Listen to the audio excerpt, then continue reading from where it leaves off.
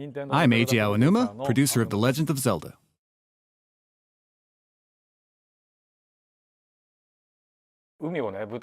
This game takes place on the open sea, so there's an endless view of the blue ocean and blue sky. And now that the game is in HD, it really feels like you're looking at an infinite sky and a boundless sea, and you get that feeling much more than the original. It's just the one blue color, but I was surprised to find that it felt like the blueness continued on all the way to the horizon.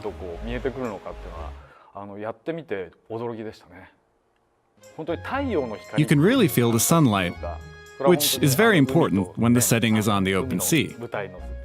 You get the sensation of being able to feel the temperature. Artistically, it's a cartoon, so it may not look photorealistic. But you can feel the sunlight. It's as if it has become more real now that it's in HD. Even though it's animated and not real, I think there's a surreal sense of realism. When we started working on this Wii U remake, we first wanted to make sure it supported the gamepad-only mode. Of course, it's great how you can experience it on a big TV now that it's in HD. But I also want people to feel the freedom of being able to play it with just the gamepad. So that's what we worked on first. The Wind Waker gives Link the ability to control the wind. Link faces the screen and holds up the baton like this, in a sort of pose. At first, we controlled his baton movements using the L stick. But when we looked at him on the gamepad screen, it looked like he was begging to be controlled by touch. We tried it, and pressing your finger against Link and moving him felt so intuitive. It was as if you're showing Link how to swing, and we think it turned out really well.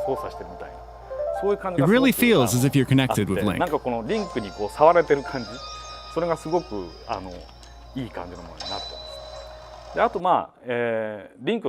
Link's point of view actions, like aiming and controlling certain items, are done using the gyroscope.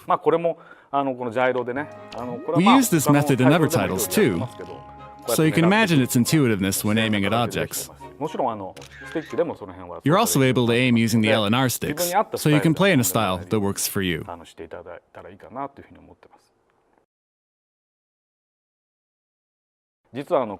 This time, the ship can travel much faster. During the game, you can acquire the ability to speed up the ship. On the GameCube, in the previous version, it took some time to load the ocean data because it was so vast. So, if the ship had gone too fast, it would have sailed to the edge of the ocean and fallen off. Now that it's on Wii U, the capabilities have been enhanced greatly, and we're now able to load the entire ocean at once. Now that we were able to do that, we could speed up the ship.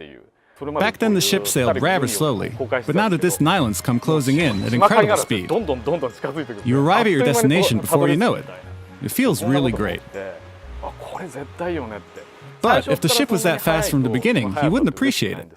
Once you reach a certain point in the game, you'll become able to go this fast and experience how great it feels.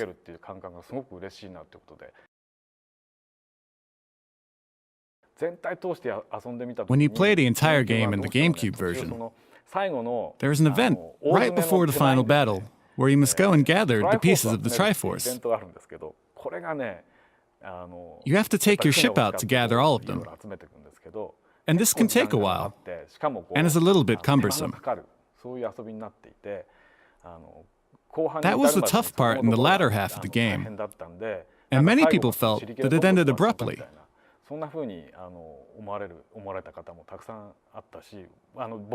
And even I thought the same thing when I played the game. I want to make sure the game flows really well, and that it's a great and fun experience. So we're making all these minute adjustments to it, so players will feel great when they get to the ending. And once the players make it all the way to the ending, I think they'll really feel a sense of accomplishment.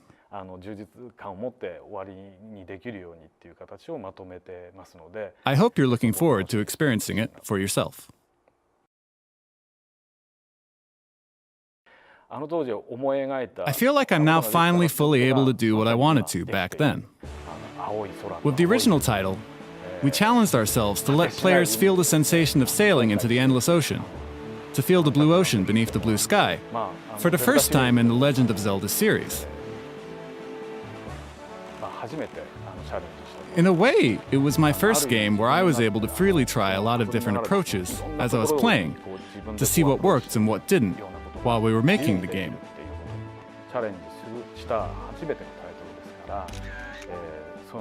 So in that sense, I hope you, the players, will explore and experience for yourselves what you're able to do in the game.